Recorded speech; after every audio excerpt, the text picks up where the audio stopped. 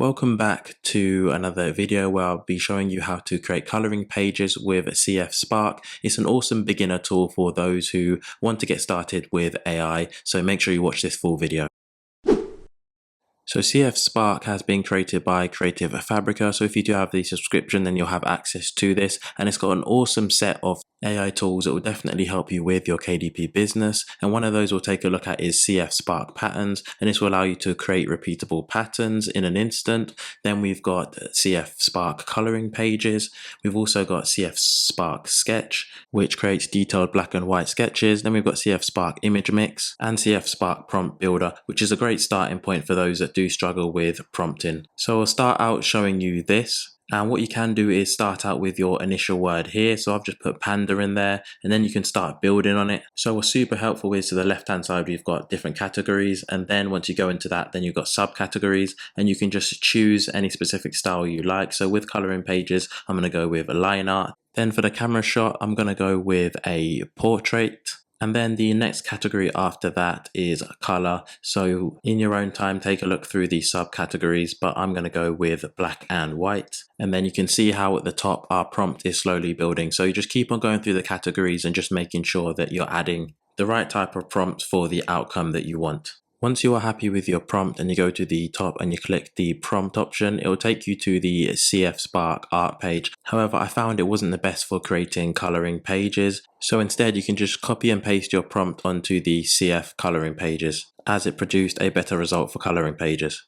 You can take a look at a few coloring pages that I have been working on. So the first you can see is a small panda eating bamboo. I've got clean line art and no shading. Then next we've got a mandala coloring page, followed by a sports car at a traffic light. And these came out okay. However, the tropical beach and the mountains pages, they had quite a few dark areas that you would not be able to color in. So what I tried with my next prompts was including a negative prompt. So I included the word no shading, as I didn't want to see a lot of shading in my image. So always include a negative prompt by including the word no followed by what you don't want to see. And at least for me now, at least there are more areas that can be colored in.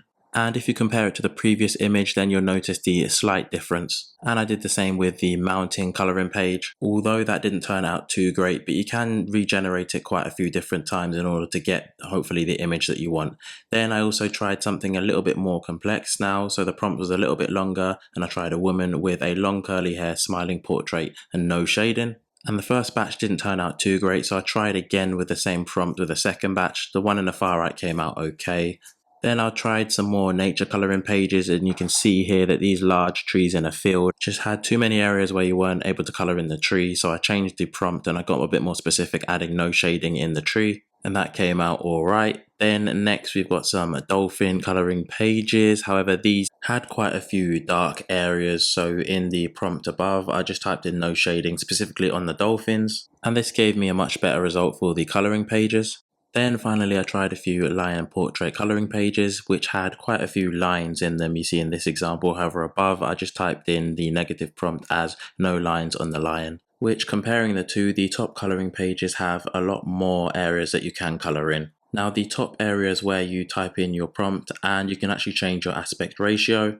Also, when you hover over the image, you get a few options, and the first we're going to look over is the create variations in the image mix, and this will provide you with a further 12 variations of the image that you've chosen. So these coloring pages actually do look quite good.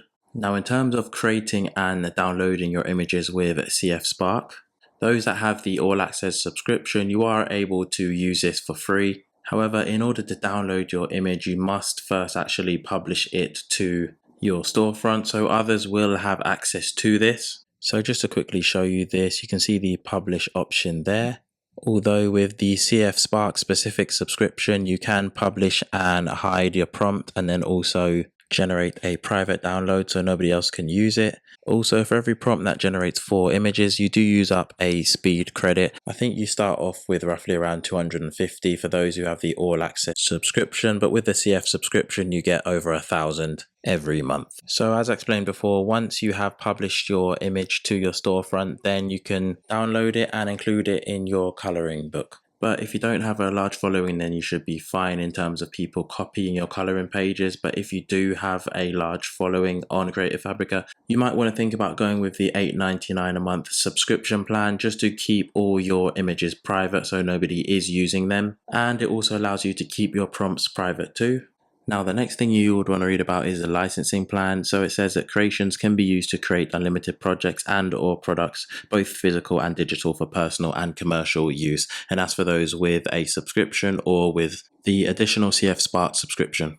The next part that I want to go over is the CF Spark patterns, and you can see some of the patterns that I've been creating here. So we've got a mandala pattern, then we've got a floral pattern, followed by a pattern with donuts. And I thought this could be really useful to create patterns for quote coloring pages. Then once you've chosen your pattern, what you can do is go into a tool like Repr, and then it's going to enlarge and create a seamless pattern for you, which is going to save you a lot of time. Now, Repr is a paid tool, but they do have a 14-day free trial. And then you can use that background, as I said, for a quote coloring page, and all you have to do is just add some text on top.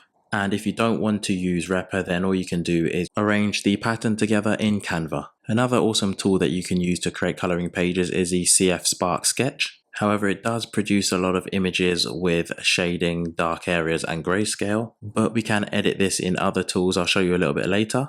So I found this to be quite useful for creating realistic portrait coloring pages. So at the bottom, I started with a coloring page for a beautiful woman smiling with long curly hair. However, the hair was quite dark and it would be difficult to color in. So the progression was I tried to change it to long blonde curly hair. Again, you can see a slight increase, but it's still difficult to color in. So I tried the same prompt again with some slight improvements, but I still didn't get what I was quite looking for. So then I tried with the word bright. So at least it gave me the kind of hair that I could work with and somebody could color in. Then, as I explained before, in order to download it, you need to publish it to your storefront first. And then once I downloaded it, I upscaled it using bigjpg.com, which I've shown on my channel previously, and put the image into Canva. Now, as I explained before, unless you're specifically creating grayscale pages, and this is fine, but if not, you want to make sure that you are making some adjustments to your coloring page. And this is what I've done with it so far. So I've turned it into this image. So now it has more areas that you can color in and it can be really used as a coloring page. And the adjustments I made was the brightness. You've got the contrast that I've increased. Then you've got the blur, which I decreased. Then you've got the clarity, which I increased. And the highlights, I increased that to the maximum. And the shadows, I reduced it by the maximum. So you can definitely see a clear difference between both of the coloring page images. I think the most important thing when using AI tools for coloring pages is just to make sure you're producing the best quality coloring pages for the customer. So let me know your thoughts in the comments if you're tempted to try this out. I definitely think it is an awesome tool for those who are beginners getting into AI tools. It isn't quite mid-journey, but it will definitely give you that step in the direction of more complex AI tools. And if you're a beginner wanting to test this out, then I do have a free all access trial in the description that you can use for 10 downloads.